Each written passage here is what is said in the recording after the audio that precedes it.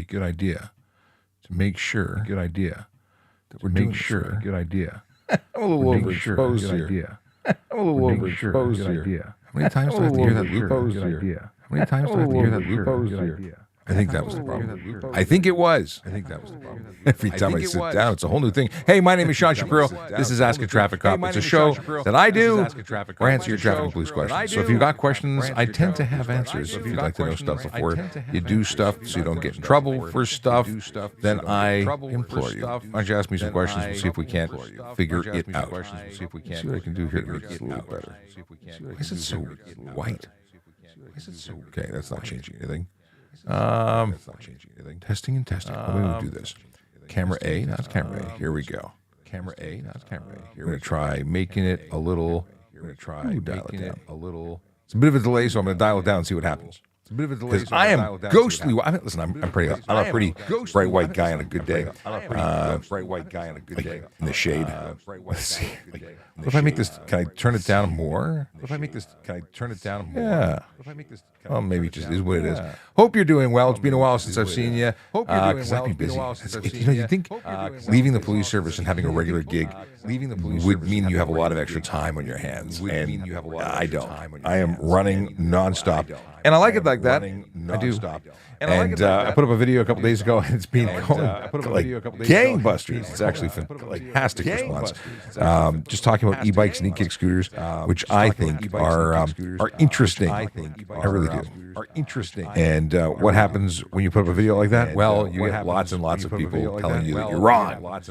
Why are you giving our kids who ride e-bikes a hard time? The discussion is specifically about the folks who are riding e-bikes and e-kick scooters and are I have a moth here? Yeah, I do have a moth here. I got a million lights in here, and I got one moth that wants to fly around. Young kids who are riding around on e-bikes and e-kick scooters, and they're like 8 years old, and they're doing they're going fast. They're going fast. That's what's happening. Okay, why is he still trying to see? I'm going to try bringing this down a bit. I'm just going to make this really, really dark. I see it dark everywhere here, except on TikTok it still shows really, really bright. On TikTok it still shows really, really bright. Let's see what's going on. Let me go see what the YouTube looks like. Bear with me, folks. What day is it today? Bear with me, folks. Halloween's tomorrow. Halloween is tomorrow. What are you doing today? Are you preparing for going out? Are you preparing trick or treating? Doing any kind of festivus things? I don't know. Festivus things? I don't know. Let's see here. I want to see my own live stream. Can I do that from here? I want to see my own live stream. Let's switch accounts from here. If you haven't noticed, I've got a new channel up. It is called Shap Rewired, and if you would like to jump over there at some point and check it out, you're more than welcome to. It's something that I'm doing that I'm having fun with, and it is health, wellness, travel, and tech. And actually, if you have a small business, if you are someone who could benefit from having $500 of travel, check out the link in the bio for Shap Rewired, because there's a link to a promo there. If you qualify, if you have a small business, 1 to 200 employees, you register, you buy one night's hotel stay through their travel program, which is what Navan is, basically a travel agency for companies. If you book one night stay for at least $100, you get $500 in your account for future stay. It's personal travel money. And isn't free money a good thing? Anyway, links are over there. Chase says, missed you on the daily lives, man. I think it's going to come back. I think we're going to have daily lives again. Okay, where's that? Oh, I need to be able to do this. Hang on a second. Okay, where's that? Oh, so many things to do. I'm in the wrong browser. So many. This program is just so different than what I'm used to for live streaming. This program we got here. I want chat. Where's the chat? This program we got here. I want chat. There's output overlays. Come on, Windows overlays. Come on. Where's it? Show me a button. Interview chat. Interview. No. Hey, everyone jumping in. What's going on? Hey, everyone jumping in. Good to see everybody popping in. What am I doing here? I'm looking for a button so I can see chat. You'd think it would be something simple, but no, it's like absolutely hidden. It's like absolutely. Oh wait, where's the? Oh, here we go. Oh wait, chat. Is that the chat window? No, it's interview window. Oh wait, chat. Is that the chat window? Zoom chat. Here we go. Zoom chat. There we go. We can actually put stuff. If you're coming in, it doesn't work with all the platforms, but it certainly works with YouTube and with Twitter and X. Yeah, sadly, TikTok. I've got to be looking directly at you. And actually, the solution has been close out here. Going to TikTok. I got to look at it on my phone. Going to TikTok. I got to look at my phone, and I've got to. I go into the live, and then I can see everybody's chat. Far more easier. Is there still an echo? Or it was an echo? Mr. Noise. By the way, I have a 10 use here. And I picked it up on the way home because we had some sports stuff we were out doing, which is fun. It's great. But I wanted that coffee, and my wife wanted that coffee.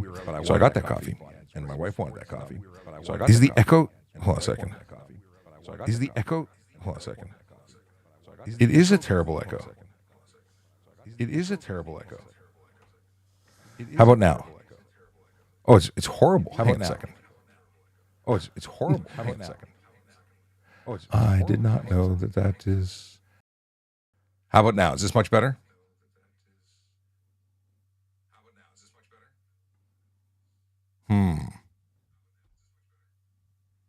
But you don't get this. Wait, you heard it. You're not getting the modified voices? Or are you?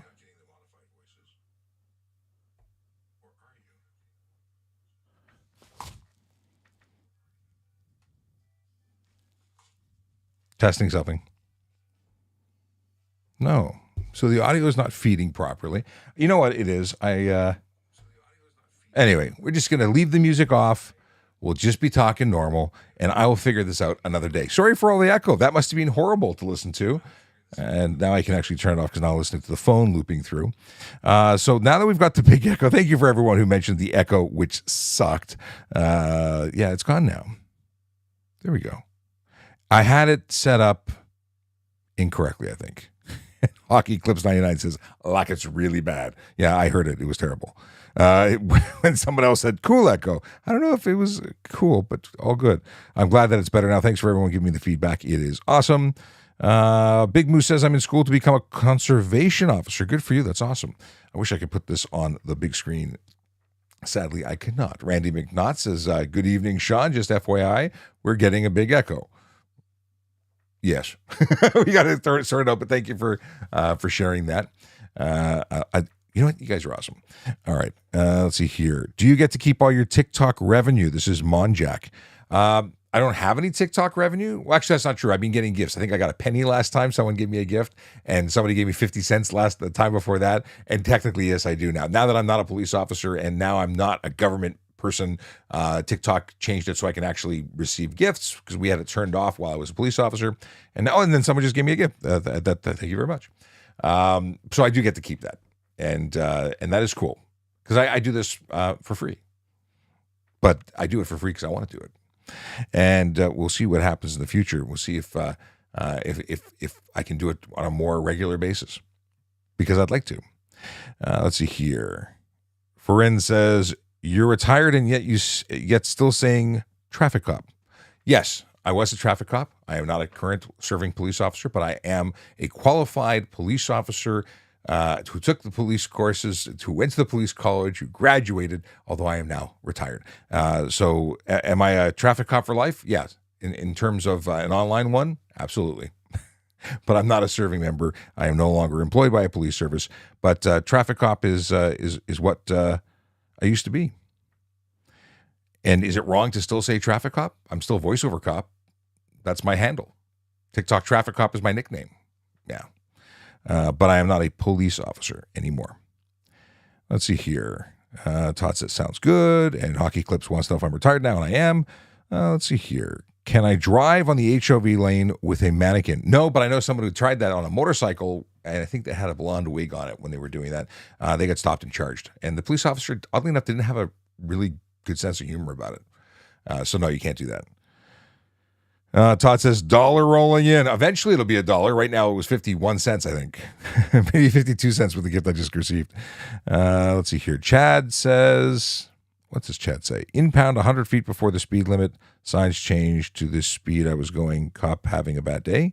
Sorry, impound 100 feet before the speed limit sign change. So if they impounded you for speeding, you were speeding, you were doing 50 over, I'm assuming, or 40 over in an area 100 feet before the speed limit sign changed.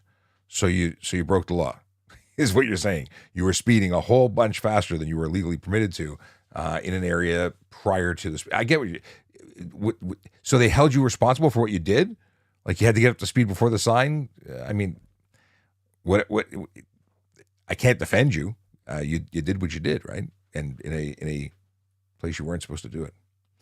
Let's see here. Michael H. Good evening, Michael. How's it going?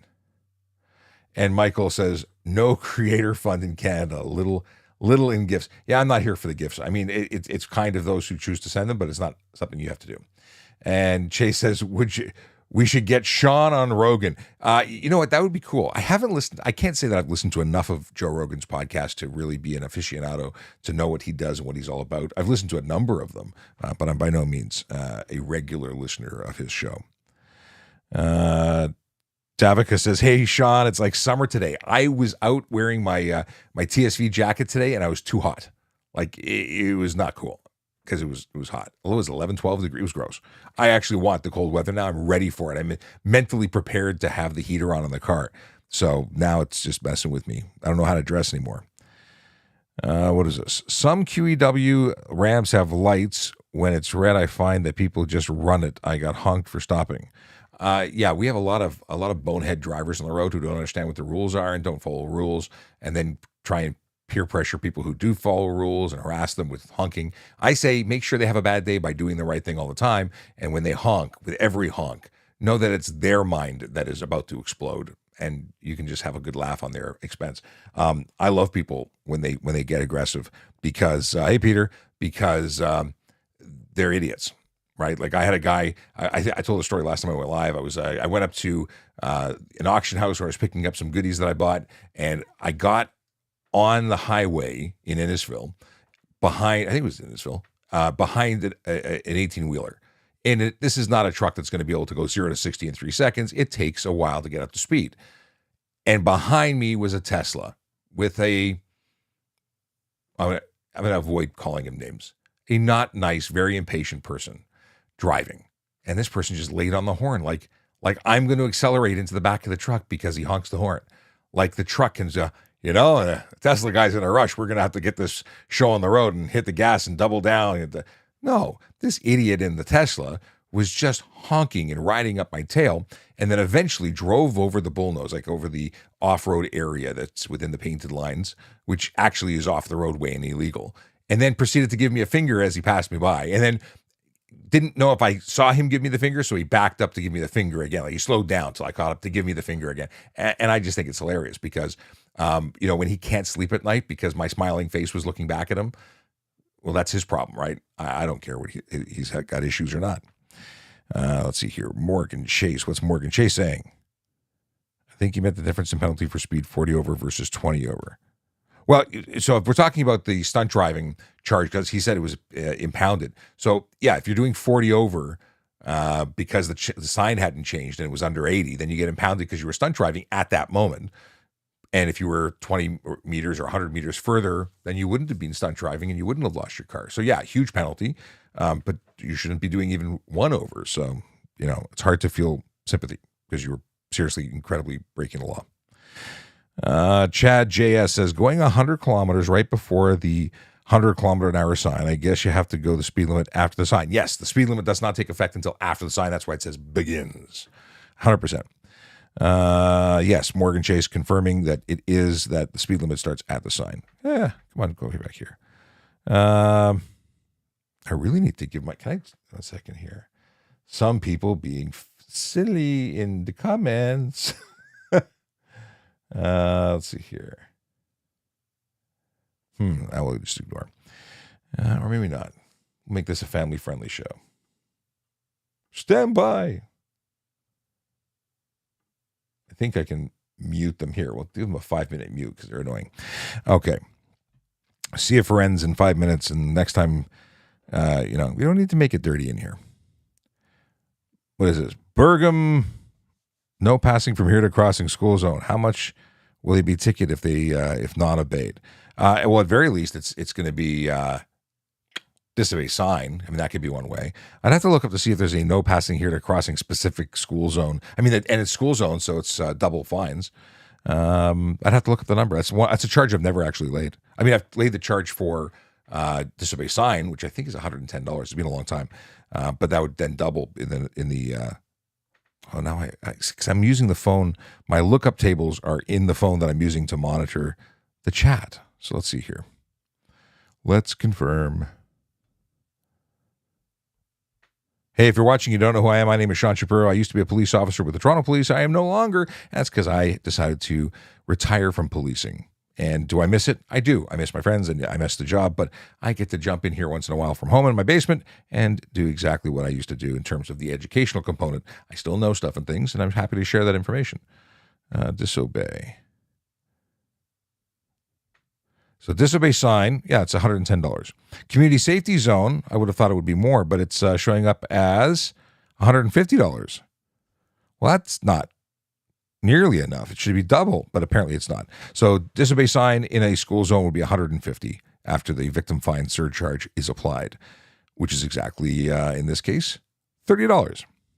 And for anyone who says, what's the victim fine surcharge? Well, it is exactly what it sounds like. It is a surcharge that's applied on top of tickets and then goes into a fund for victims of crime. And then if you're the victim of crime, you can then apply to said fund. And that's what happens. So if you were assaulted or anything like that, you could actually apply to get that, to get a payment there. Okay. Oh, thanks very much is that a donut? Is that a rainbow donut of some kind? That's awesome. I'm not a huge donut person. Actually, I say that after just picking up a croissant at the Timmy's, which I had before I got the coffee because I just opened the coffee. And I've yet to take a sip of the coffee.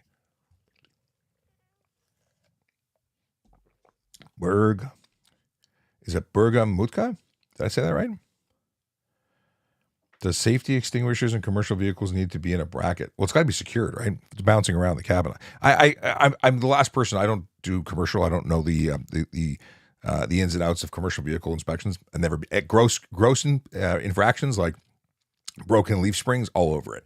Whether or not the extinguisher has to be secured, I'm going to assume it does. I've never laid a charge for anything related to that, so I'm not your best person to ask that particular question. Now, if it was on the bed of a pickup truck and not secured, and it's a tow truck, for instance, that would be a violation. Let's see here. Speed limit is at the time. Yes, it is. Confirming that on the way out too. Same thing. Davico, it says if you get into politics, I'd vote for you. Well, thank you very much. I appreciate it. Someone said I should run for mayor of Toronto at the last election before we got Miss Chow.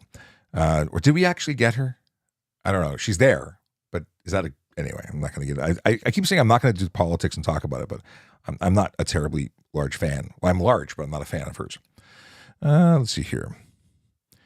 What's New 888 says, saw a cop driving through the city and he was holding up his iPhone and messaging on the phone. What's up? Well, police officers are actually legally permitted to use their handheld communication device.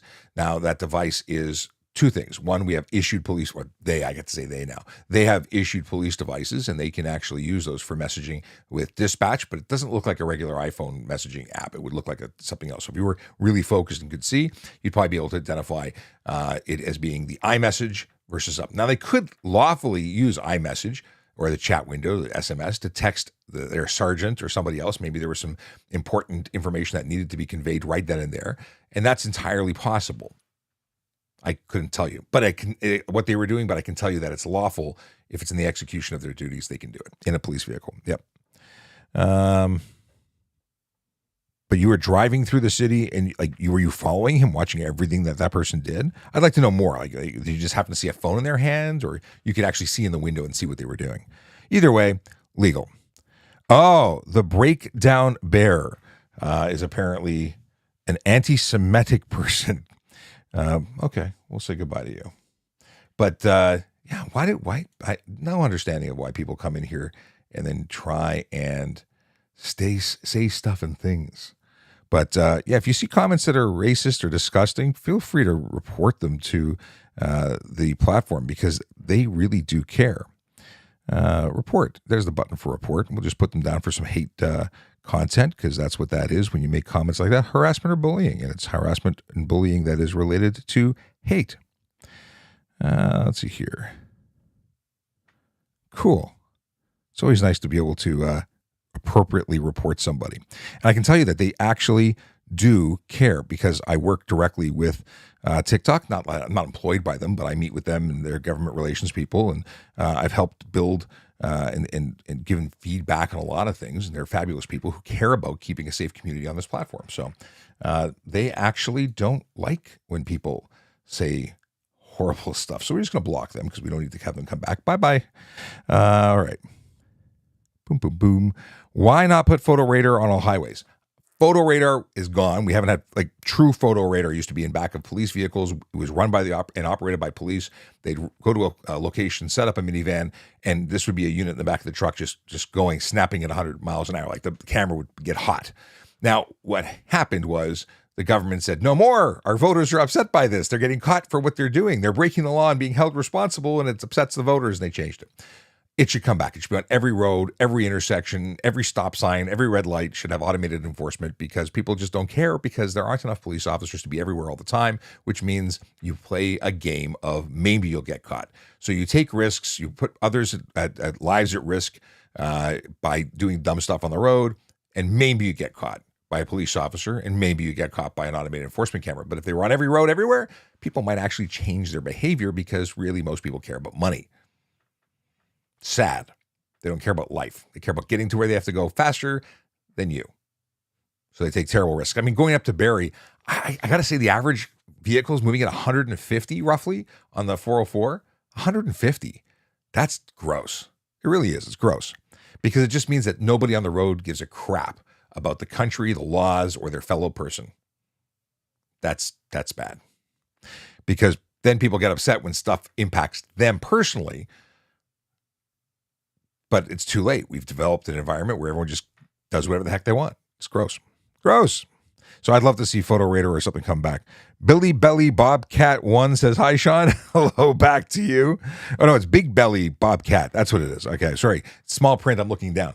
What we got? What's the rule if you're the first in line waiting at a red light next to a bus? Who goes first? If you are right next to the bus, do you have to yield to them? I don't think it would be reasonable to say the first person has to go, but you know, if there's an opportunity for them to travel, you have to yield to them. But I'm thinking the sign isn't even there, right? The sign's in the back.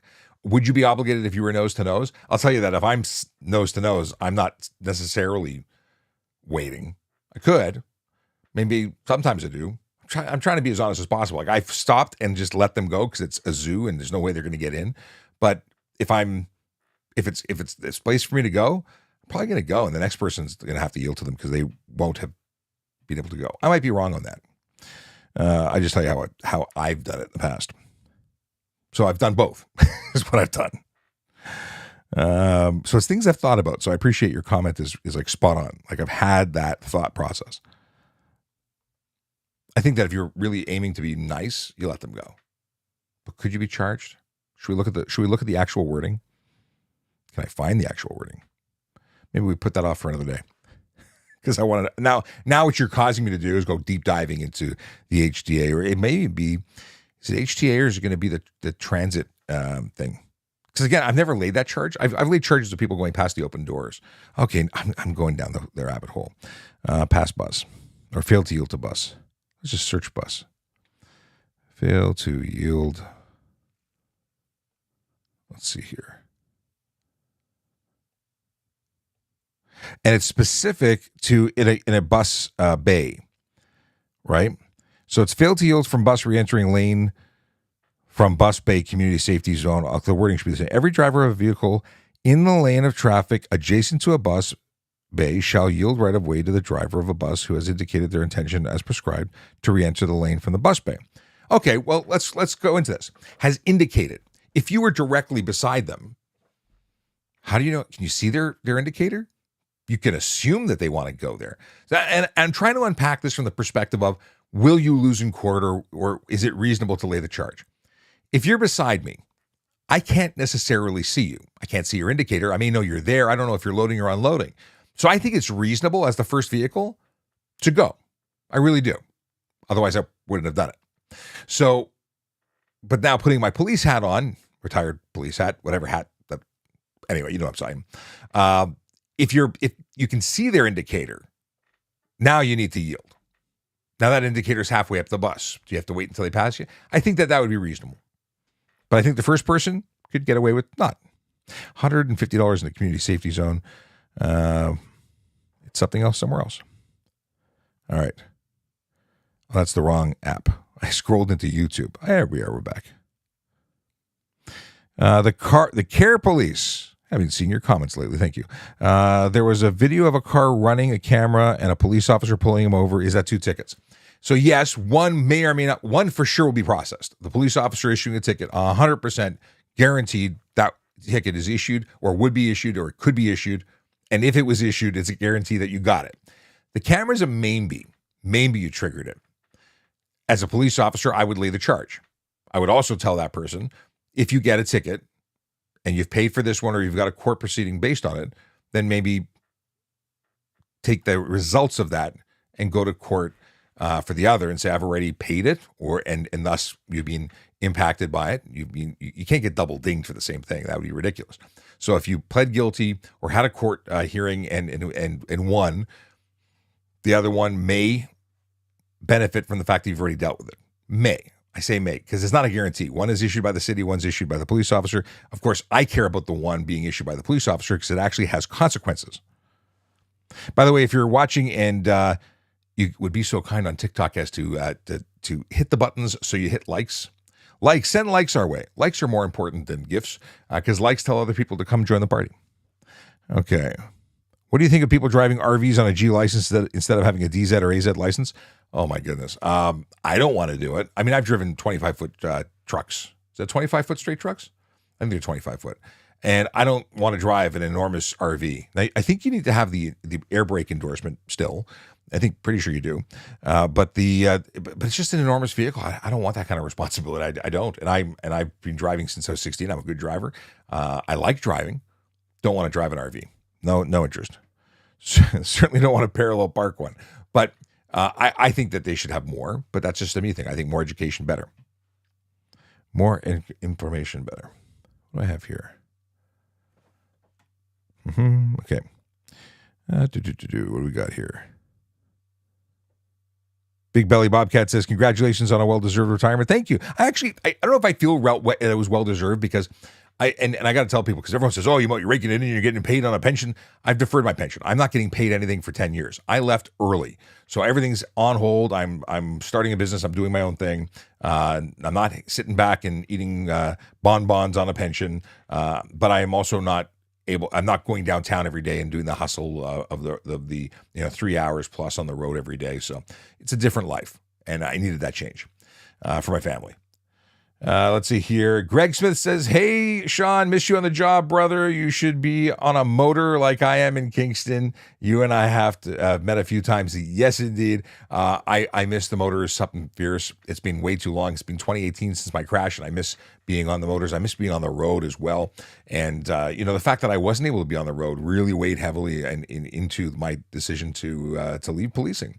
But I got to say, I miss my Blue family. I stayed very closely in touch with everybody that I was working with, and between phone calls and coffee meetups and things like that. So Greg, if you're around town, if you're in the city, let me know. We try and connect. If you go to the Great Lakes, I'm going to try and make it out there in 2025. Carl Freeman says, "Good evening, Sean. Good evening back to you." Appreciate the all the familiar faces jumping in. All right, let's see what's going on.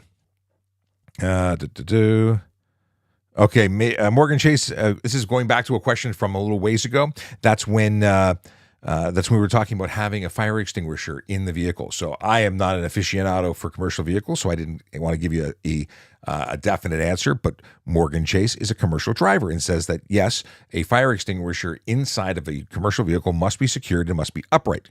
Good stuff. Thanks very much for sharing. I love this when community comes together and shares stuff. It's awesome. It's awesome. I just lost. Stop that. Come back. Okay. Anti-social media says, hi, Sean, love your content. Thanks so much. I appreciate you. I'm going to scroll back here because what do we got here? I scrolled down, then I lost my place, and there's so many questions that we want to address. I'm here for at least another half an hour, so we'll be able to try. I'm going to try and answer everything as best as I can. What is this? I don't know. Phil, we'll call you Phil. Any stories of encounters with so-called sovereign citizens? I've had a number. I haven't had terrible things. I mean, listen, I don't buy into the sovereign citizen baloney.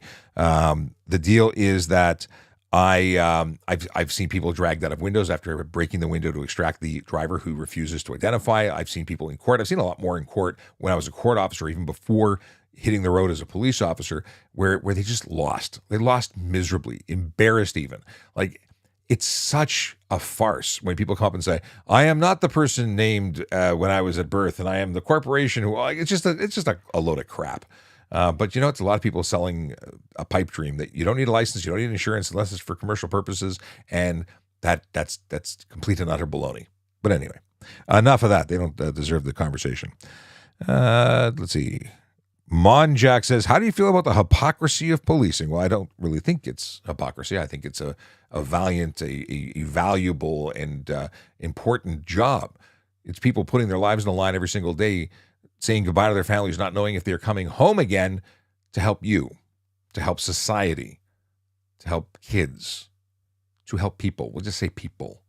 That's what they do.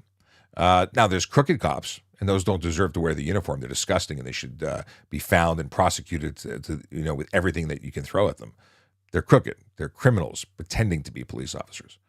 But for the good cops, which is 99.99% of them, yeah, they're doing a great work, and they deserve praise, not what we give them, which is a hard time.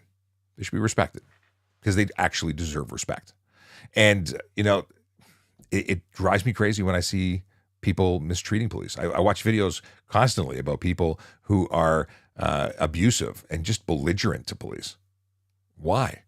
Every time I've had an interaction with somebody, if I've treated them nicely, why wouldn't they treat me nicely back? And more often than not, that's exactly what happened. I treated somebody with respect, and even if they got a ticket, they thanked me. Because I'm not giving tickets, or when I was giving tickets, I wasn't giving tickets to make their day bad. I gave them tickets to help correct the problem, document the issue, and hopefully save their life. Because majority of the things I was stopping people for were problems that could impact their life or someone else's. Anyway, moving on. Boom, boom, boom. We talked about this already. Melissa Croto, I don't know how to pronounce your name. I apologize. But Melissa, if you're a traffic cop, is there a crime if someone created and used a makeshift blowtorch on what? Sorry, I'm not following. Is there a crime if someone constructed a blowtorch? Do you mean they're welding? They're fixing things with a makeshift homemade thing, or are you talking like a weapon of some kind, like their homemade napalm, like what a cannon? Like, you need to tell me more. Like, very possible. First of all, if you're on TTC with a torch, it's possibly weapons dangerous. It also depends on the application. Like, why would anyone bring a torch on a TTC? Transporting something they purchased or bought or made or used for work is different than actively firing it up and scaring the heck out of people or hurting people. So, yeah, I need to know more. I need to know more. Apparently there was an incident on the TTC. I'm not familiar with that incident, but somebody could pipe up and say, what's up? Let me know what they're talking about. What do you do when you pull over a person that only has their learner's license? Is it case by case? Well, everything is case by case. Like, you stop somebody, you could charge them or not. That's what discretion is, and every police officer has it. So what would I do for a learner's permit driver who's not legally permitted to drive the car because they don't actually have a license? They have a learner's permit. They have to be supervised by a qualified driver with 4 years experience, a qualified G-class driver who's sober. I'd charge them. I'd give them a ticket for drive unaccompanied. That's $110. It would give them a 30-day suspension on conviction for the first offense and a 90-day suspension on the second, and getting kicked right out of the program on a third, because that's what they deserve. And then I'd charge the person who let them drive the car because they should know better. And if they didn't have permission to take the car, they took it without consent, I charge that driver criminally for take vehicle without consent. And you have to know that if they were involved in a collision, the insurance company would deny the claim. Like, it's really dumb. But people do it all the time. And I would charge them absolutely with everything. But that's just me. People, and I'm trying to educate people. And sometimes, we do this thing where we talk online and it's education. And sometimes they need enforcement for their education. They need to have the bad taste in their mouth from the ticket that hurt because their pocketbook is lighter. One last time wants to know if I can explain speed cameras and if someone gets Gatsby a ticket. I don't know the reference to Gatsby. Maybe they meant to say something else, but what can I tell you about speed cameras? They measure your speed as you pass them, and they take a picture of you. Now, the automated enforcement cameras, whether it's red light or speed, they don't impact your license. They're not issued to the driver. They're issued to a separate charge under the HTA for each of them that's modified, that specifically makes it owner responsibility, which means the vehicle owner is responsible, gets the ticket, and they have to pay regardless of who is driving. Now, I like what they do in Australia. They say, okay, there's points involved. It's against the owner. And if you weren't driving, well, gosh darn it, you can choose to elect the person that was. Otherwise, you're eating it. And then people say, well, I gave it to my son, Bobby, and Bobby was the bonehead who was speeding, so Bobby should get the ticket. And when they can get convicted, they get the points on their license, but Dad doesn't have to, deal with it. So that's that. We talked about the thing. From what I know, nobody... Oh, this is Melissa talking about the TTC thing. I need to go Google that later now. CPT Kurt. Did we not have a chat Tuesday at King of the North? What's going on, Captain Kurt?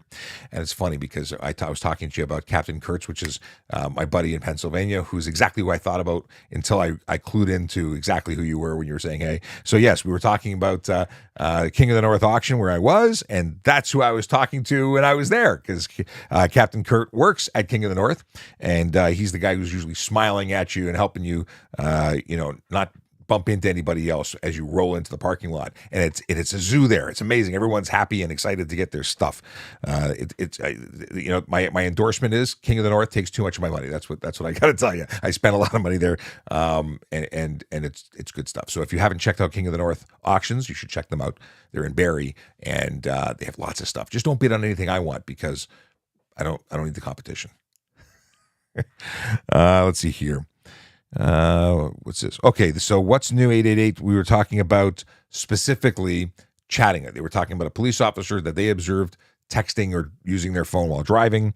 I asked if they saw exactly what was on the screen, and they said, I saw him using iMessage, and it looked like he was not using it for work. Saw the sports app too in traffic. Well, that doesn't sound like work.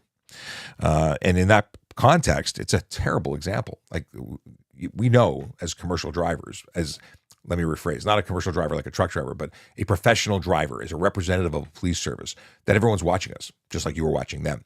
And it looks terrible when we're doing the wrong thing. We should be leading by example. Now, there are times when it's legal and it's justified, and I'm all in support of that. But if you are doing something like checking out the sports scores, you're wrong, and you shouldn't do it.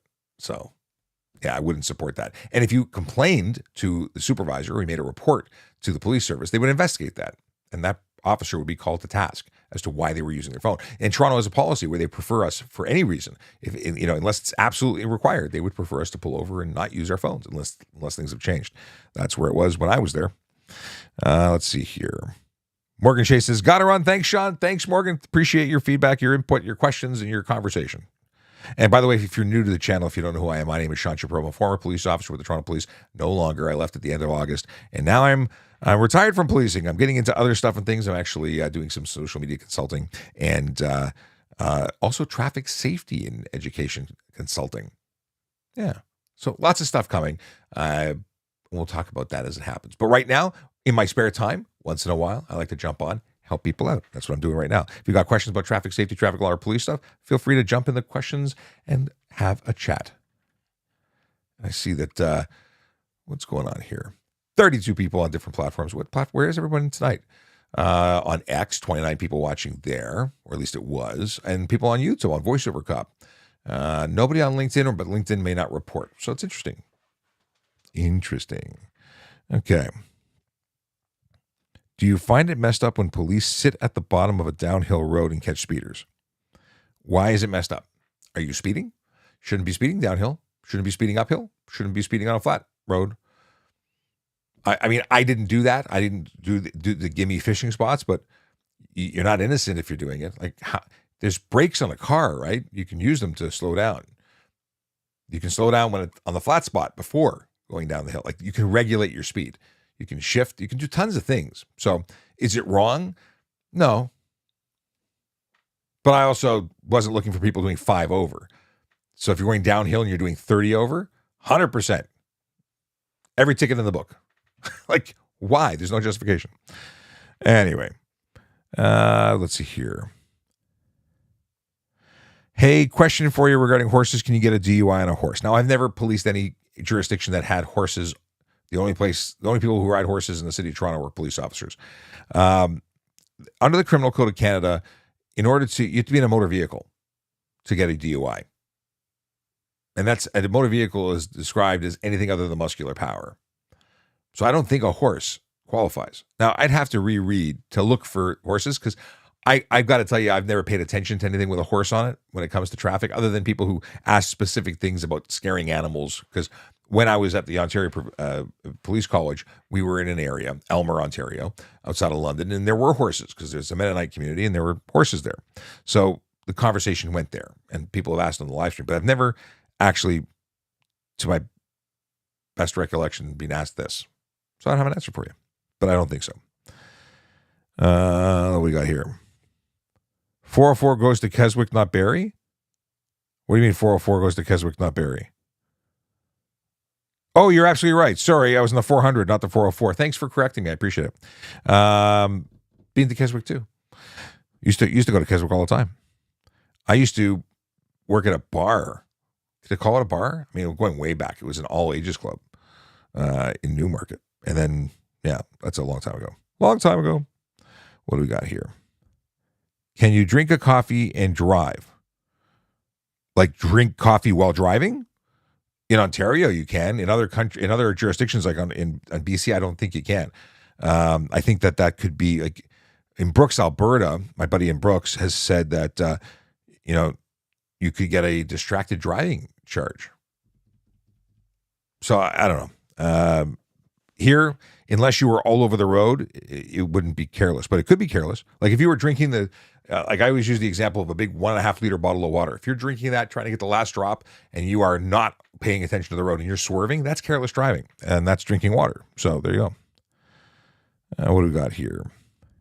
Scrolling back because I missed a bunch of stuff. Who's that? Oh, it's our buddy. Our buddy's back. Spam in the chat. You think that the mute would have been enough? All right. We'll put him back in the doghouse for a bit. All right, what's that one?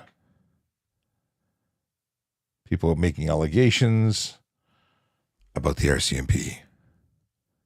Okay. If a person is tailgating us from long back and also following so closely, can we call 111? If you think someone is targeting you and is being aggressive towards you, absolutely, a call to 911 is appropriate. If you're in fear of your danger, that your life is in danger, if you have exited that serious situation and it wasn't serious, then it probably wasn't that serious. What I do when someone's getting too close to me is I slow down very gradually, very gently, very, very demure. I slow down. I take my foot off the gas, and if they don't pass me, they're gonna have to go slower. So the goal is to have them just bugger off. If I'm really concerned, I might get off at the next exit or drive towards the closest police station. But I don't try and amp it up. I don't. If I'm really in fear, like if they're bumping into you, if they're swerving at you, that's an emergency situation. Yeah. Sean says, hello, hope you're enjoying retirement. So happy to continue to see you live. Thanks so much, Sean. I enjoy doing it. Okay. William says they'll start to care when someone gets into an accident. We don't say accident, collision. But yes, that's when most people figure out. What's the major difference between an M2 and an M license? Firstly, that an M2 doesn't expire. And an M2 expires and M does not. You can renew it. M2 requires you to do an M2 exit every time you want to extend. So if you were to expire, you'd have to take an M2 again to keep it. Whereas you could just take your M and just pay. You have to have it's a 0 blood alcohol content restriction for an M2. What else? I don't think there's anything else. I've never had an M2, but I don't think that's. I think that's it. I think it's just the no alcohol, and of course there's fewer, or the consequences are higher. So if you get a ticket while you have your M2 that has 4 demerit points, you're getting a 30-day suspension. Like there are consequences for being a learner that go above and beyond what a full licensed driver gets. So if you're going to do dumb stuff on a bike as an M2, you're going to lose your license very quickly. Let's see here. The Care Police says, except the Autobahn, people go significantly higher and it's much safer on the road than the 400. The Care Police, we talk about this all the time. We used to talk about this all the time. The fact is that European drivers are far better. The standards to get your license are far higher. The requirement to follow the rules that are there are much higher, and they're enforced strictly. Automated enforcement using the automated camera systems, automated enforcement for speed and whatnot, they're very strict, like very low coverage, because it's not, the Autobahn is not a do whatever you want highway. There are sections that are do what you want, but the rest of the highway in populated areas, 80 to 130 kilometers an hour. People are going faster than that in Ontario, and it's just lawlessness on our roads. The Care Police follows up by saying the problem are people on the highway doing 80 to 150. Sorry, problem are the people on the highway doing 80. No, that's not the problem. No, the people doing 150 are the problem. 150 is not fine. You're wrong. 150 means that you need more time to respond to changes up ahead, and we have such radically different, caterpillar-like things. 100 feet up this way, people are doing 80 because there's traffic, not because they're just lollygagging around at 80. And if you're 80 in the right lane, that's no problem. But we have people who want to do 150 while everyone is doing 80 because there's low visibility, crappy roads, whatever the case may be. The people want to do 150 all the time. They're not special drivers. Their cars aren't necessarily better, faster, or safer. And at the end of the day, technology is what's saving people, not the driving being safe. More people survive collisions because of great technology in the cars and marvelous medicine from emergency room doctors that save people's lives. People who are speeding are just doing dumb stuff, and they're killing pedestrians. We have a tremendous number of pedestrians and vulnerable road users being killed on the road. Last year, 45 people in the city of Toronto died. 27 or 29 of them were pedestrians. Now, granted, that's not from people doing 150 because we're talking about, local roads in the city of Toronto, but it's because people are doing dumb stuff and building really terrible driving habits, not to mention the fact that they started out not being great drivers. But that's a whole different thing. Patrick Sedgwick says, I don't know why people are in such a hurry. We live in a beautiful country to look at while driving. You're absolutely right. I recently went as a passenger. I'm always driving. But recently I went for a couple of drives as a passenger, and you really appreciate and see things because you're not focused on what's going on around you. As a driver, the cars, you're looking at the beautiful scenery, and it is beautiful. My regular rides or drives to Barrie have shown me all sorts of new things like trees, beautiful colors. One last like says, hi Sean, can you tell me more about speed camera zones? What can I tell you? What do you want to know about them? Like, what is there to say? If you speed, you get tickets. That's pretty much it. What is this? When highway speed limit goes up, how's that going to affect truck drivers that can only go 105? So 105 is the limitation for commercial vehicles. The big trucks, they're limited.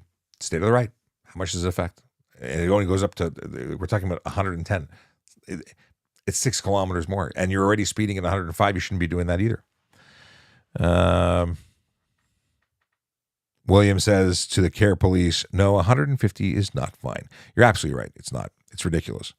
Especially when people are all over the place. Sean says, I guess the Germans have better drivers than we do. Who knew? Absolutely. They are 100% better drivers. I was talking to somebody years ago who watched me via LinkedIn, and he was talking about the fact that he went from Canada to Ireland, and he couldn't even get a license in Ireland to the same. He got a learner's permit that gave him some restricted access, but it was so expensive, so prohibitive because of cost, and the qualifications are so high that he never bothered getting his full license. And he had been away from Canada so long that he has to start as a G1 driver again. It's a totally different game, and to think that it's the same thing It's not. It's totally different. The roads are skinny as all get out, and people drive, I think, more respectfully, better. Even in Italy, when I was in Italy, people bump into each other all the time. They wave, but they're generally better drivers, even though they're making contact. And the horn is a communication device. It's not an FU. It's a, beepity beep, beep, beep. The European cars even have different levels of horn for city and highway. It's totally different. It's a different attitude. We've got anti-social media reading you again. Thank you for the thank you. In Finland, speeding ticket fees are based on income level. Is that a good idea? Davico wants to know. I think that's a really interesting idea, because right now, if you get a ticket and people are like bunging up the court system for a ticket for $110, there was a guy who got a $250,000 ticket because he was a CEO for a major corporation, and based on his income, $250,000 is what is appropriate. Look at the way that our bail courts work. If you want to go put up a surety, which is essentially a promise to pay if you have, as the jailer, don't do your job, because you're basically taking over the responsibility of the jail in the public. So you're going to say, little Bobby's going to come home. I'm going to be his surety, means I'm going to watch over, make sure he goes to court. If I don't do that, I promise to give you whatever if it's $10,000, $20,000, almost. Somebody who makes $1,000 a year, if they say $50, that's a lot of money to them based on a $1,000 income. But if you make $1 million and I tell you give me $10,000, that's a drop in the bucket. So yes, I think that would be a good way to make it more impactful, increase the risk, the consequence. And maybe that would motivate people not to do the stupid things that they do behind the wheel. Because very often people say, well, I can park right in front of the nightclub in a no parking zone. Ticket's $100. Well, parking down the street makes me walk. I can't look at my beautiful car, and it's $50. So I'll just take the extra 50 and get VIP parking in front. Well, that's not appropriate. It should be way more. Or take the car, impound it. Something. Is having a front plate on your front windshield illegal? It is illegal. You have to have it, if it's an Ontario plated vehicle, it has to be at the front of the vehicle, in the back of the vehicle. Last I checked, the windshield is not the front of the vehicle. Also, since you can't have a plate cover, like even a clear one, a windshield is also something preventing you from properly reading the thing. What is Norman saying? Look up driving commercial. Oh, is this more Freeman crap? Probably. People with fantasies. Okay. If you're turning right from a single lane highway onto a dual lane highway and someone merges single lane highway onto a dual lane highway. So you're talking going in from a 2-lane highway, which is 1 in each direction, to a 4-lane highway, which is 2 in each direction. Someone merges where? If you're turning onto that highway, like you're turning on from a intersection, because highway is any road in Ontario, right? So you're talking about a regular road as opposed to a controlled access highway, which is a highway, like what people talk about, an expressway. So if you're turning left onto a road, you have to stay to the left side. The person making a right has to go to the right side. I need to know more. I'm not picking up what you're putting down. Why do cars go so fast? Why not have them shut off at 120 kilometers an hour? That is a wonderful question. That is truly a wonderful question. They have no business going faster. They really don't. And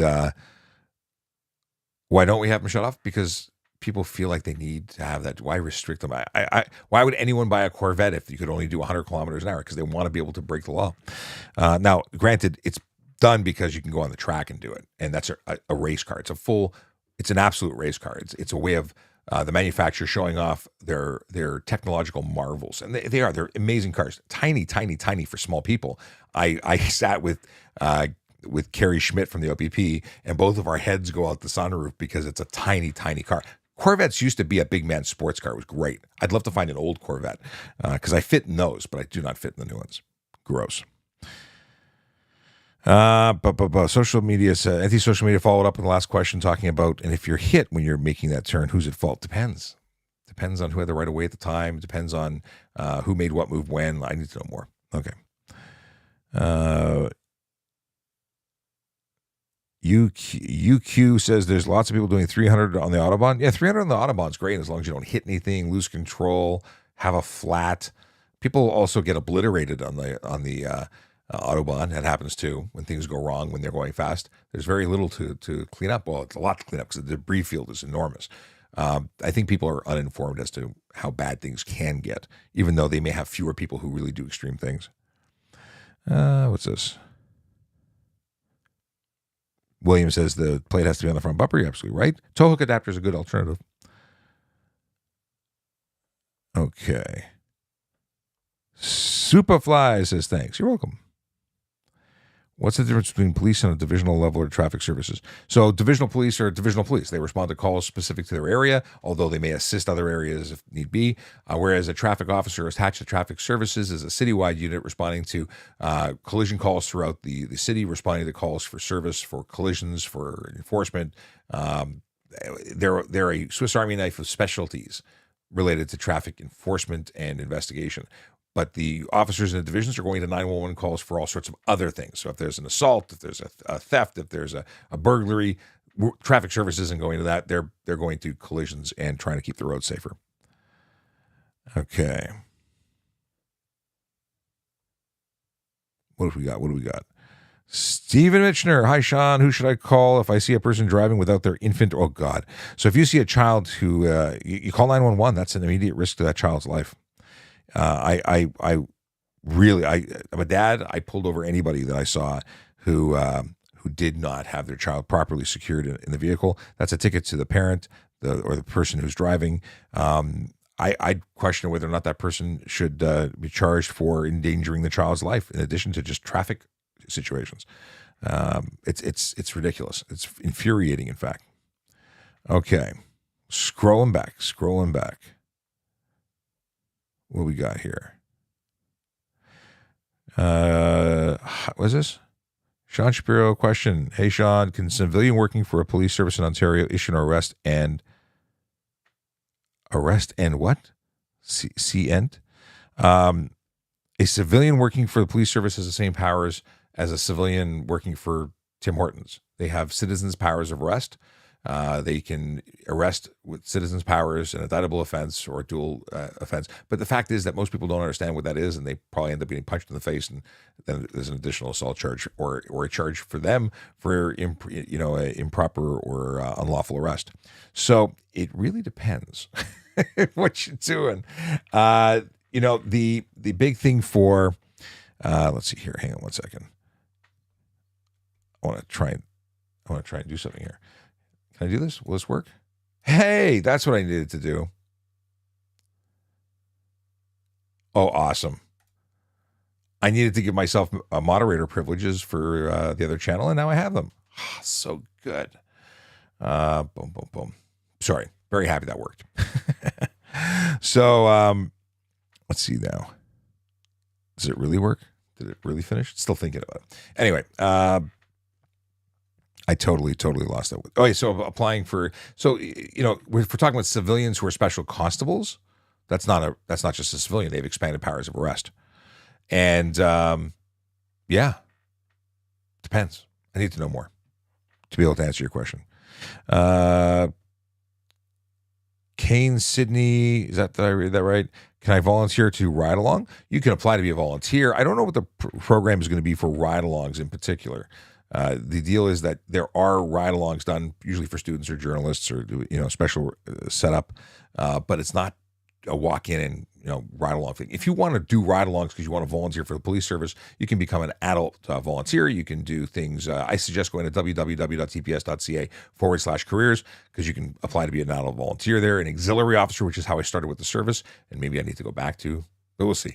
The auxiliary program allows you to get training and then become a uniformed member. And that is someone who simply goes out and does specific details helping the community. You're not armed with a gun. You don't have police powers of arrest unless you're being directed by a police officer to do something in particular. So it's pretty cool. And I totally endorse that as an amazing way to serve your city and your community. Okay. Oh, God. Norman. What a joke. Hang on a second. We're going to say goodbye to Norman, who's spouting all sorts of Freeman of Land crap. Goodbye, Norman. All right. Did it work? No, it still didn't work. I'm waiting for the moderator permissions thing to kick in. Doesn't look like it's working, which is disappointing. I was trying to figure. No. Anyway, deep down the rabbit hole I'll have to go. I hit the thing to add myself on the moderators list. It looked like it was working. It's not working. Hey, if you're watching, you don't know who I am. My name is Sean Shapiro. I'm a former police officer with the Toronto Police Service. I got to add here. Let me do this right now. Here, we're going to do this because I can. I meant to do it earlier. Former police officer. Okay, let's do this. Add that. Boom. That's better, right? No questions here. Former police officer. Maybe I need a different font, but it certainly works. I didn't mean to move that. Okay, let me lock that so it doesn't move. But now I think I want to move it. I'll lock it, and then I didn't move it. Anyway, I'm a former police officer with the Toronto Police Service, and now I am no longer, because I left to do different stuff and things, but I still want to help out whenever I can, which is why I'm here. Okay. And G-Robs 1973 says, how's retirement? I cannot complain, my friend. Things are good. Michael, if you'd like to jump in and be, I can't get it to work yet. So I need to set up a live stream where I'm actually streaming from the app. And when I do it from the app, I know it works. From the web interface, it doesn't appear to be. So yeah, I would love to have you back, Michael, as a moderator. That would be amazing. Michael's been a long time follower of the show, and I would love the help. Let's see here. G-Man says, did you retire? I left the service on August 30th. Technically, September 2nd was my last day, even though I wasn't working that day. August 30th was my last day working. Let's see here. Oh, Todd says, I have an EV truck, issued black plates instead of green. Can I drive in the HOV lane alone? You should have had green plates. Because no, technically you cannot be in the green lane. You're not eligible for that lane with black plates. So I think they screwed up. I think you should go back and get green plates. And if they aren't willing to issue green plates, then get it in writing that you're allowed to use the green lane, because officers are charging people because it's the green plate, not the power source, that gets you eligibility for the HOV lanes. So I think you've got interesting stuff for court, but technically the way the law is written, it's the green plate, not the power source. The power source gets you the eligibility for the plate. However, the plate is what gets you eligibility for the lane. Is a headrest required while in operation? Ask commercial vehicle safety, and they don't know. A headset is what keeps you from dying in a collision situation, because what you do, Mike, very often the death is caused by the hyperextension of your neck. Essentially, you break your neck because you get rear-ended, and you snap back, and bad things happen to your spinal cord. So I would say that your vehicle is unsafe if you were supposed to have them and you don't. That would be my take on it. But does that work? Would an officer charge you? Probably not going to even be an issue, because they're not going to look for it to think about it even. But after the collision, when they're trying to figure out how you unalived, I hate that I have to say things like that.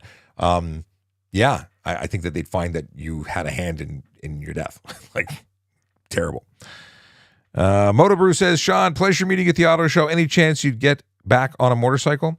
I have a motorcycle in my garage that I was just talking about selling today, because it's been years. I haven't ridden it since my crash. And quite frankly, my family wants me nowhere near a motorcycle. They don't like the idea of me being at risk. And I don't blame them. I'm the only dad in this family. So if I go, it's bad. They would miss me. It would be a problem. I'd miss them. I'd miss being around for them. Although I wouldn't be missing anybody, because I'd be done. Anyway, long story short is I don't plan on riding anytime soon. Maybe when my kids are grown and don't need me around, maybe then I can make decisions that are risky. But I'm going to stay on the straight and narrow and the no risk, because I've had enough excitement in my life. Flying in the air after being hit by a car when I was on a police motorcycle was enough. Assad wants to know if it's hard to get hired in the force in Ontario. Please only ask questions once. I happen to notice you, but that's only because you were completely taking over the chat, and that tends to bother people. So I answered your question, but I'm going to put you in mute for 5. Please stop. You can come back in 5 minutes, but please stop spamming. Davika says, have you thought about getting into acting? I have. I was actually asked if I wanted to do some voice work for an animated series. I didn't hear back after we talked about it briefly. So does that mean that I failed? I don't know. I think it just didn't go. But I have actually talked to some friends of mine in the industry who think I would be great. And maybe I do some voice work, or I don't know, maybe I should be playing the chief of police on some show. I just putting it out there if you're a casting director. Let's see here. So yes, I have thought about getting into acting, but not in I haven't like put serious thought into it. Just that I think that'd be cool. I'd have fun with that. Yeah. I don't know if I don't know if I'm meant to be an actor though. Like Tom Cruise, he's short. He can go into any movie. I don't even fit in most vehicles. I'm 6'5". I'm a big boy.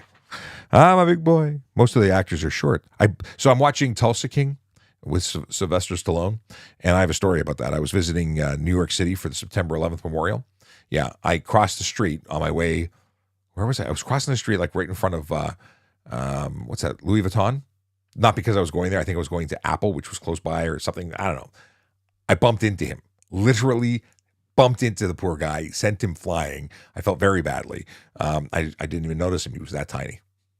So, Sly Stallone, I apologize. I apologized then profusely. I felt so bad. Anyway, can I be? What is this? Can I be a vigilante? But all I do is undercover intel reporting. That's not my area of expertise. I couldn't tell you what it takes to be in that realm. HUD675 says recently got a ticket for doing 15 to 30 over the limit, but ticket said I was doing 112 for speed. Can I fight it? Sorry, what? So, what is this? I have beer in my mouth. Okay, so the question is 15 to 30 over the limit, but the ticket said 112 for speeding. So I'm not picking up what you're putting down. How fast were you going? How fast, or what is the speed limit?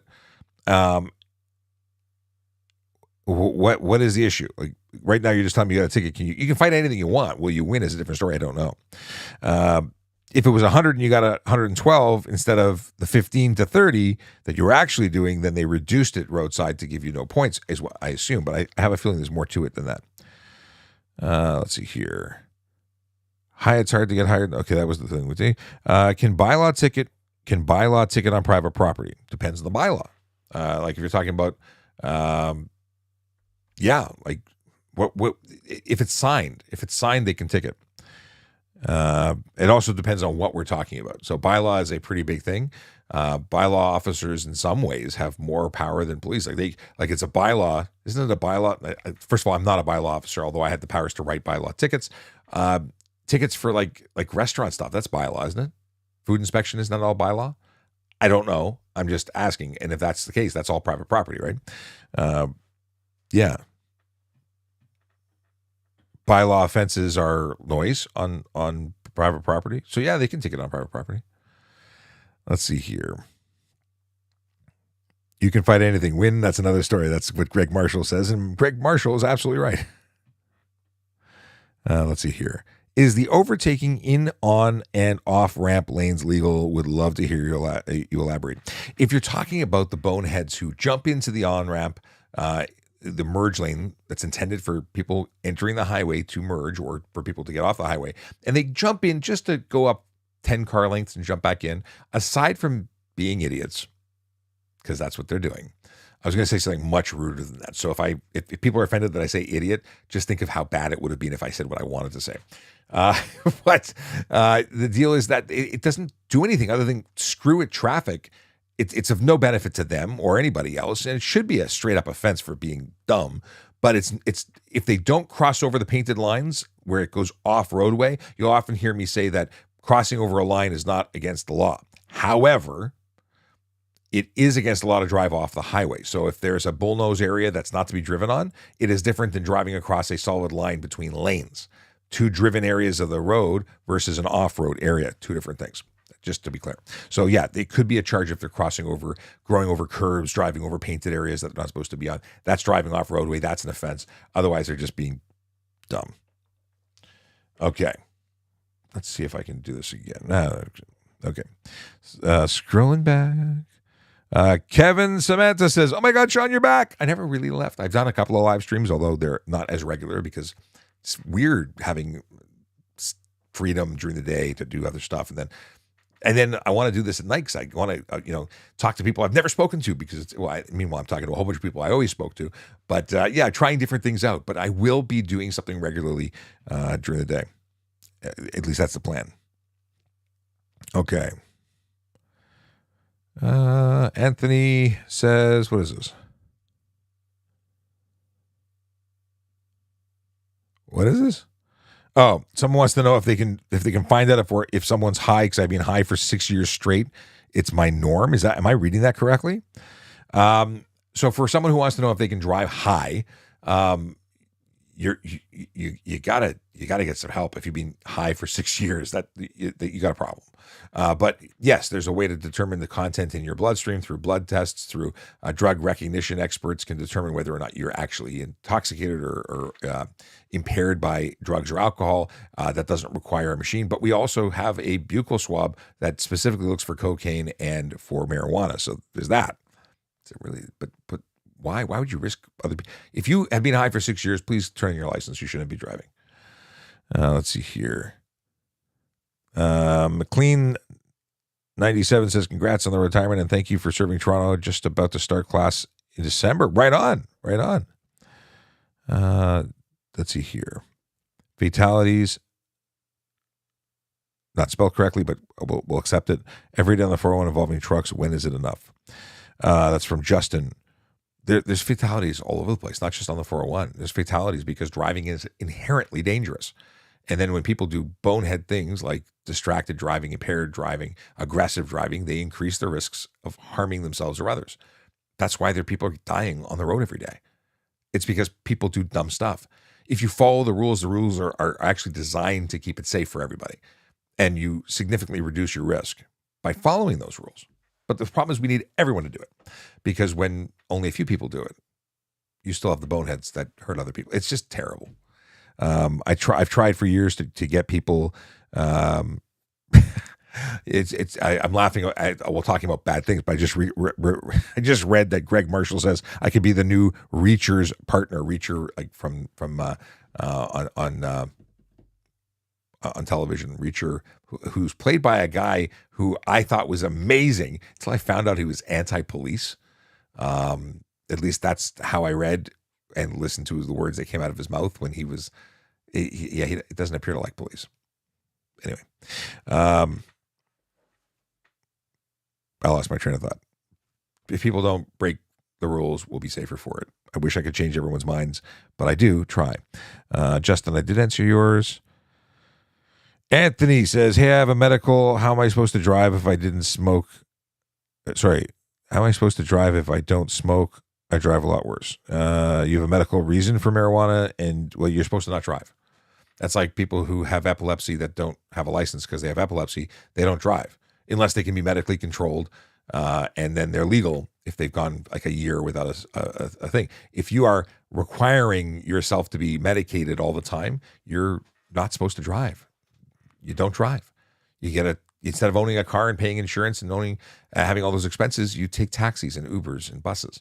And that's what your life is, because you need to be high all the time. And I'm sorry that you have a condition that requires you to be high. Pain management is terrible, that you have pain if it's pain management. But then you don't put other people at risk because you need to get somewhere. It's a trade-off. Who's spamming? Assad. Let's see if we can find Assad. We can say goodbye to Assad. Unless I already said goodbye to Assad. I think I did. All right. It's 9:16. Do you know where your children are? I should go because I have a wife, and that wife would probably like to see me. And as much as I like hanging out with y'all, that's probably somewhere I should be more importantly than with you right now, because it's getting late. Let's see here. Gonna have a quick look to see if there's anything that I need to answer right away. Tim Shallow, how's it going? Long time no talk. Good evening, Sean. Hope you're enjoying retirement, my friend. I am indeed. Thanks so much for checking in. What is this? JDM Lowlife says, yes, illegal on a solid white line. No, actually, it's not illegal to cross a line. There's no charge under the Highway Traffic Act in the province of Ontario for crossing a white line, a yellow line, an orange line, a green line. The lines on the road don't mean anything. Signage that says don't cross lines, like in the HOV lanes, when you have a rule specific about entering or exiting that lane, there's rules about that. You can be charged for that. But simple, solid or hashed line, no. You can't ride in a bicycle lane, but regardless of what the line says, you can't ride in it. Now, there's certain delineated areas or areas that are delineated by hash marks that say you're invited, and they usually have a green area painted on the road saying that cars and bikes can occupy the same space. That's a different story. What is this? Greg says, have a great night. Is lane splitting legal in Ontario? It's not legal anywhere in Canada, actually. It could be seen as careless driving, stunt driving, or even criminal dangerous driving, depending on what's being observed by the officer. Justin says, so how do we stand up to the transportation minister that we want safe working conditions? I wish I did more with politics. I'm just not. I'm not sure where they're at, and I don't know what you got. You got to talk to your local representative and express yourself. And people need to band together. I've actually thought about getting into not just education, but what's the word I'm looking for? Basically, talking to the government about changing laws. Because what is it? What is that called? In my brain, how much coffee? I haven't had any of this coffee. This is why I'm not functioning on all cylinders. Okay. Double yellow line you can come. What is this?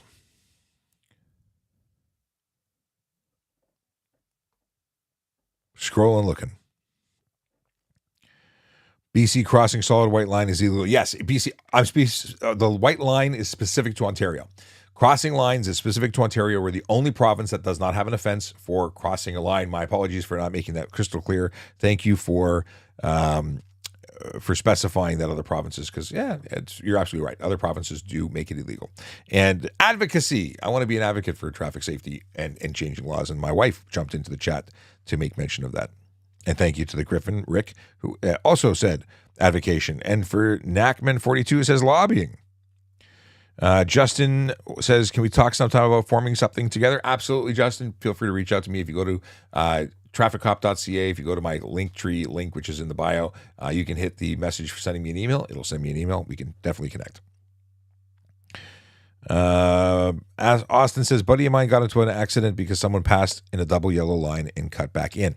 So if you're passing, the charge wouldn't be, if you were passing in that situation and you caused a collision, it's not the white line charge, because it doesn't exist in Ontario, but you would be absolutely responsible for everything that happened because you did something that was dangerous. So there would be appropriate charges. Your buddy would have had grounds to sue or to pursue something with a lawyer, and of course the officer would have charged them for careless or dangerous driving or whatever. So Melissa says, about the incident I mentioned, they sprayed something and lit it with a lighter. Is this a crime? Yes, that would be a crime on the TTC. Starting a fire on the TTC without question is criminal. Now, whether that's mischief, if it's for noxious chemicals being sprayed, if it's for arson, like there's a ton of potential charges. I don't know enough about what happened to say what it is. It could be a combination of multiple, charges being laid. Yeah. Neha, what's going on? Nice to see you too. Let's see here. And Neha and my wife are talking. That's wonderful. Jade Trust says, is it legal what is this? Is it legal to active plates from two different provinces for the same vehicle? Why? No. You either have a vehicle registered in province A and then you move to province B and you change your registration over to the province B. You can't have active registrations for one vehicle in multiple places. It's just weird. That also means you have owner, like it's registered. You pay taxes in both. You can't do it. It may be different in other countries, but not here. Have you ever spoken in court for DUI offenses? Absolutely. I've testified because I've arrested a lot of people for impaired operation. Kyle, how you doing? He says, good evening, Sean. Canadian Dro, can cop make you rev your car, or is that self-incriminating?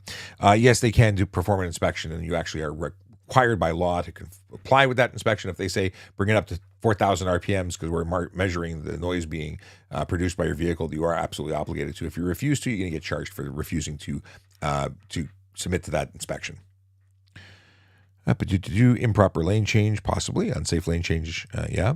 Improper lane change is when you go into the wrong lane when you're making a turn. Unsafe lane change is different, but same, but different. Let's see here. Is it illegal to hide in the ditch while walking just because you don't like being seen? I think that you are dedicated to your craft. If you you're better off just not going out of the house if you don't like being seen. But hiding in a ditch, I mean, that's next level. Okay, we got night walking.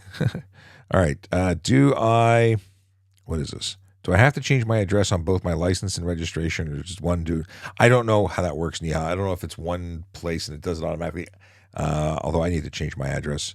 Thanks for reminding me. Okay. Okay, MacMan RN says, Sean saw a commercial vehicle enforcement officer on Highway 11 today. Can they pull over for speeding? They can. Now, do they? They tend to stick with commercial motor vehicles, but they do have the lawful authority to pull over any vehicle on the road. What is this? Knackman42 says, are stop signs and other signs in plaza mall parking lots enforceable? No, they're not. Well, the stop signs aren't. If you're talking about the signs for accessible parking, they are. If you're talking about no parking zones, they are, because they're actually bylaw tickets for those. And the accessible parking tickets, we have a crew that actually focus on those altogether. But the stop signs, no. Now, could you be charged for dangerous driving criminally? Yes. Stunt driving? Yes. But it depends on what you're doing. Okay. All right. Thoughts on officers violating charter rights, the right to a lawyer, and non-warranted searches. If we're not legally permitted to do it, we shouldn't be doing it. If we're justified and legally supported in doing it, then we should do it. There's nothing else there. The law is the law is the law. I don't believe in breaking the law or stretching the law or bending the law. The law is what we have. And the people I work with follow the law, oddly enough.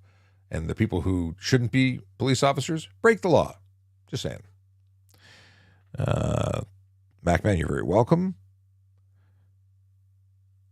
Okay, Divine969 says became number 9 member of the team. Which team is this? What does that mean? And Divine just became the number 1 gifter badge. I missed it come up, but thank you for whatever it was. I didn't see it, but thank you. So busy reading, I didn't even notice that you gave me a gift. And Todd says, great channel. Thanks for your service and enjoy retirement. Retirement is just such an interesting word because I don't feel retired. I just not going to work anymore. I'm just doing it differently. Actually, things are coming down the pipe. I'm going to be doing a lot of new stuff. But I appreciate it, Todd. Thanks so much. JDM says a lawyer would say the law is up for interpretation. What was the context of that? Scrolling back for a second. I don't know. The comment was in relation to, so I can't. But yeah, I usually say that it's that's something that you can take up in court because it's an arguable point or something like that. Or at the end of the day, the law is the law. I follow it. Could you negotiate? Could you say that you interpreted it this way? And could you be right? Possibly. Everything matters at the end in court. And it's the trier of fact that determines whether it was right or wrong. But I'm pretty black and white when it comes to stuff, and I don't play games. What's this?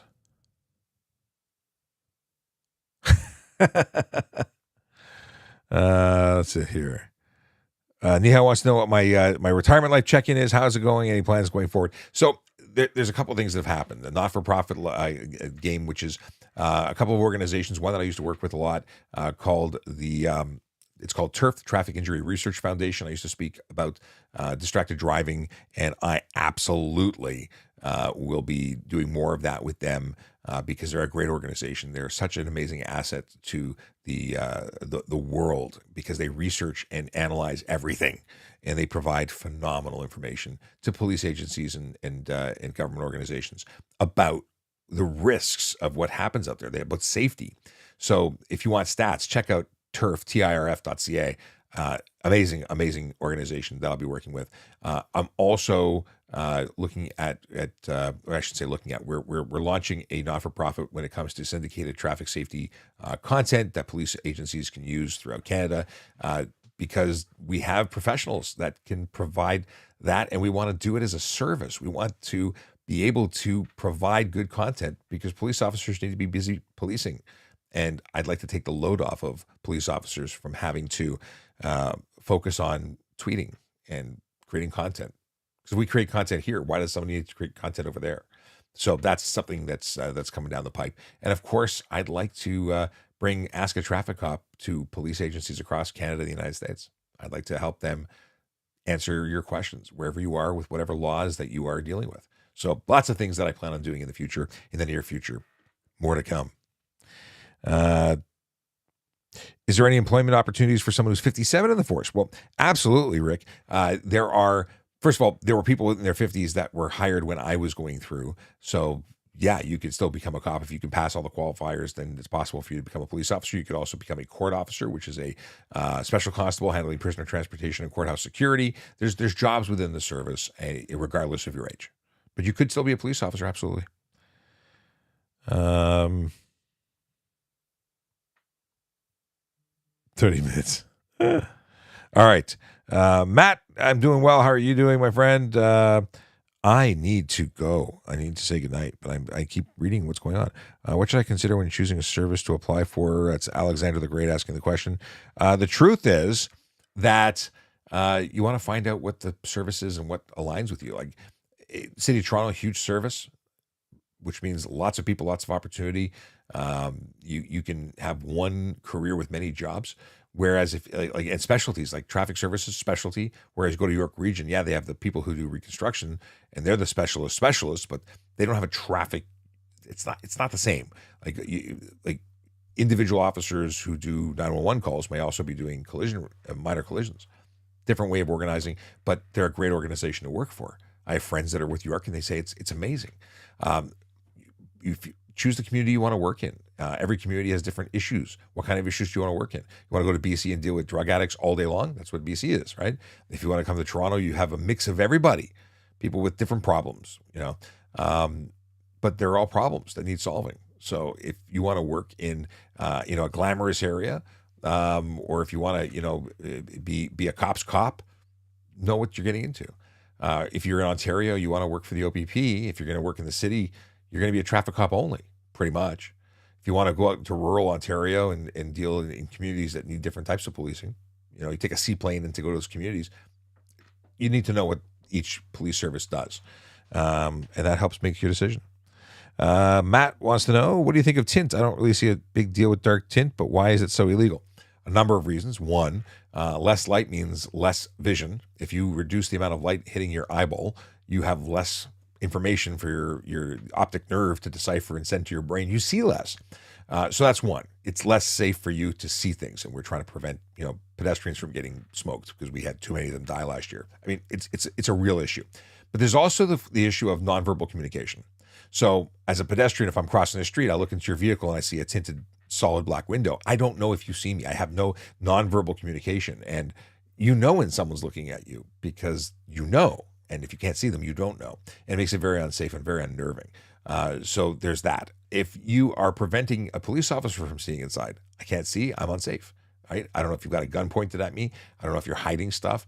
It's a bad day at the office. So there's all sorts of different reasons why it's unsafe. But the number one thing is you have reduced vision. You have reduced vision out. We have reduced vision in. And you have no lawful justification or what's the word I'm looking for? A reasonable expectation of privacy. That's what I was looking for. Is there an alert on TikTok to let me know when you're on here? There is a way of being notified when you subscribe or follow this channel. You can turn on a subscription window which notifies you whenever I go live or post a video. There is a thing for that. You can also get us on us. I've said us for 4 years. There is no us. There never has been an us. It's only been me. But you can go on YouTube, a VoiceOver Cop. All the archives of everything I've ever put on is there. You can subscribe there. You can put a bell icon. It'll notify you through YouTube. So whatever works for you, whatever's best for you, whatever makes you happy, you got options. But absolutely, you can do it from TikTok too. I just don't know how well it works. They change the app so frequently. It may or may not work. But YouTube is a good backup. Let's see here. Oh, JDM says, "Thank God tinted taillights is no longer cool as much as it's not no longer cool as much. Dumbest fad ever." Absolutely, the tinted taillights. They have to be discernible at 150 meters, and you can barely see tinted taillights. A lot of people love them, but they are no good. What is this? Michael. Oh, here we go. So. Michael says, "Be a new RoboCop." Like we need a resurgence of. Can RoboCop have a beard? I don't want to shave my beard. I used to love the original RoboCops. I don't know if the world is ready for me to be RoboCop. And Greg Smith says yes. About being a lobbyist. I think lobbyist is. Do we have lobbyists in Canada? Really? Certainly, lobbyist or advocate or. Pain in the ass or person trying to get government to change, whatever is most appropriate from that. I kind of would want to do that. Michael was commenting earlier about starting the fire on the TTC. Remember a headline of a woman being lit by another passenger in the last few years. I think this is a different event. I think there was someone who was actually assaulted and set on fire. I believe that's what you're talking about. This is something I believe is current. But you're always bringing up fun stuff. I'm kidding.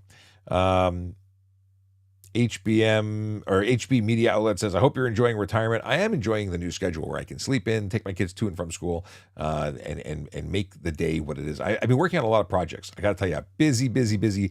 You'd think retirement is just watching the grass grow, which, by the way, I just bought a remote, an automated lawnmower. It's like a what do you call that thing?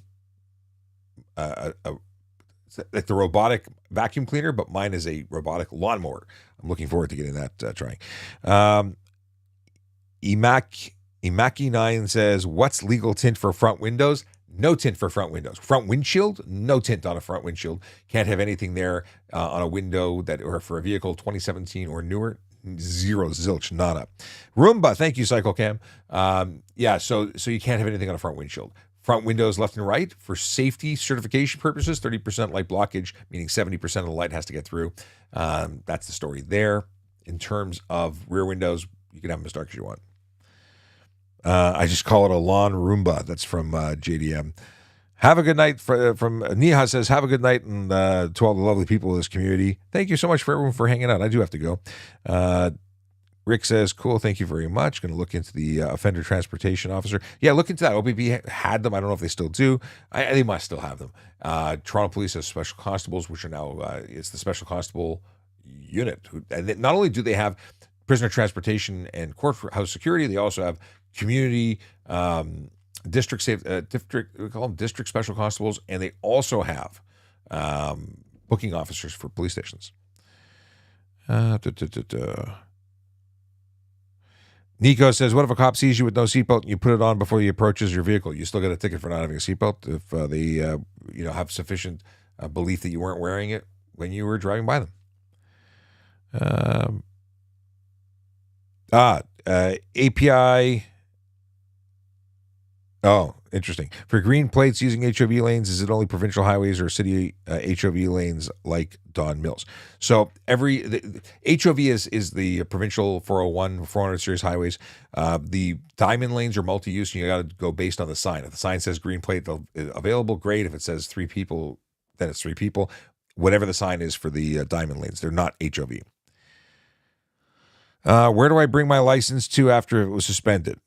You can surrender it to a police station. They'll return it to the MTO. But whether you have it in your pocket or you don't, you're suspended.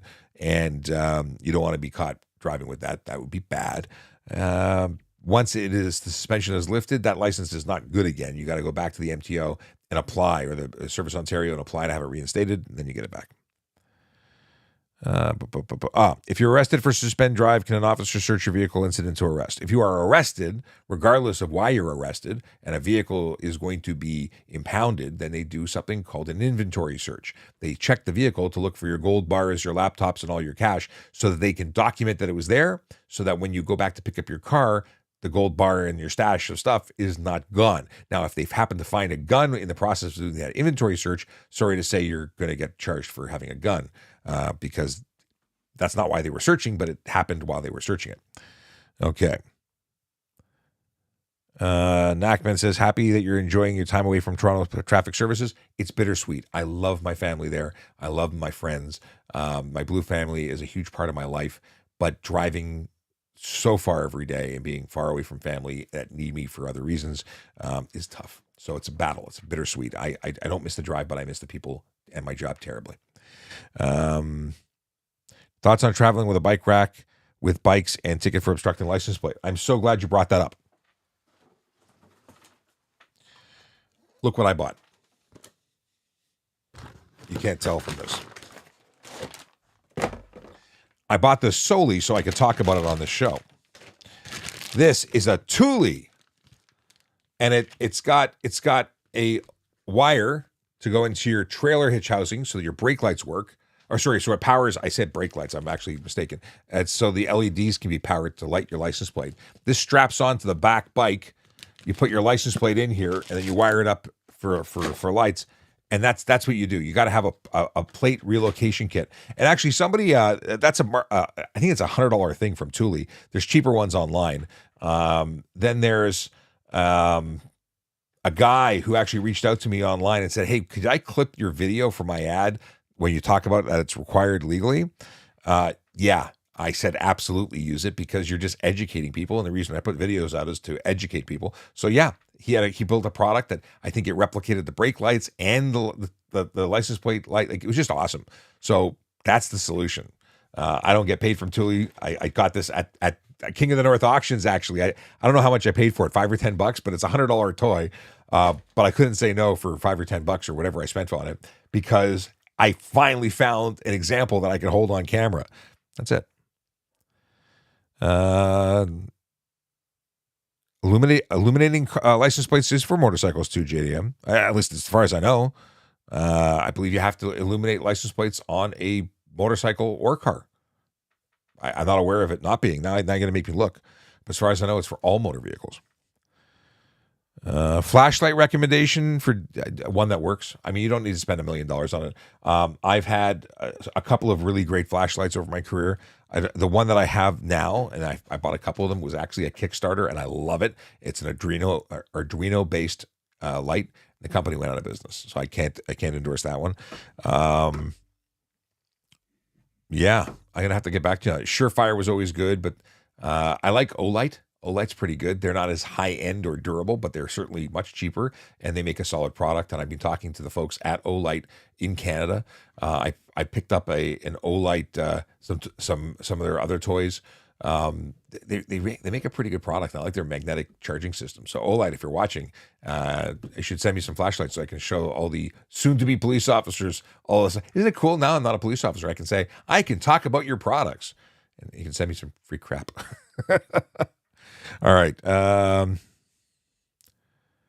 So I keep saying I'm going to go, and then I keep getting great questions. Nico wants to know if it's true that a driver is responsible for anything that is found in the vehicle or the people. It's called shared possession, I think is the terminology. So if someone says, that's mine, that's yours. If you say, I don't know who that is, then you can all be charged for possession. It's shared possession. Streamlight makes great flashlights. I think they do, but they're bloody expensive. Things have changed since I bought. Now everything's LED. I had incandescent bulbs originally. I had Streamlight stuff originally. Okay. Does using a handheld device make me get a ticket if I was driving in a private property? Not on private property, no. Okay, that's it. I caught up. I obviously didn't get everybody, but it is me leaving. And Greg Smith, who is a current traffic officer, supports that you have to illuminate license plates on cars, trucks, motorcycles, and trailers. I'm glad that you support my memory because I apparently was questioning reality when he said it was not for motorcycles. So it is absolutely for motorcycles. Greg, you rock. Yes. And HB Media Outlet says, it was a pleasure working road safety events with you over the years, doing social media. Glad to hear you have big things coming in the future. MTO. Reach out to me. I need to put a face to because we've been working stuff the same. I just don't recognize your account. Either way. If you go to trafficcop.ca, I got lots of links to lots of great content in terms of reference points if you need to know about child safety restraints because you're going to be a parent or you are a parent or a grandparent, or if you need to find out what the laws are for e-bikes, whatever the case is, I got lots of links there. That's a thing. And check out my other channel, which is called Shap Rewired, which I'm going to be talking about. I'm basically going through a thing where I want to be healthier. So I've started up with a company, not started a company, but started up a program with a company where I am actually looking into hack the system and see if I can't optimize my health through some new age sciencey stuff. Company that I'm working with is called Life Force. They did a blood test, which is like 50 biomarkers being analyzed, so they can tell me all the terrible stuff that's wrong with me, and then treat each individual thing. So I haven't started the program. I just did the blood test and did the analysis and spoke to a doctor. I've got some content where I'm going to bring everybody up to speed, but that's the kind of stuff that's on me on there, as well as a travel and tech. I want to talk about that, but I have a travel hack on there. If you got a small business, you can go and sign up for a company that's giving people $500 after they spend $100 on a hotel. So if you sign up for a hotel within 30 days of registering your small business, you can then use that hotel stay and you get $500. That's good for 2 years to use for future travel. So $500 is pretty awesome. Anyway, that's it. That's all. Having a great night. At least I hope you have a great night. I'm going to go have a great night. I'm going to go watch an hour of television before bed. Anyway, have a great night. See you soon.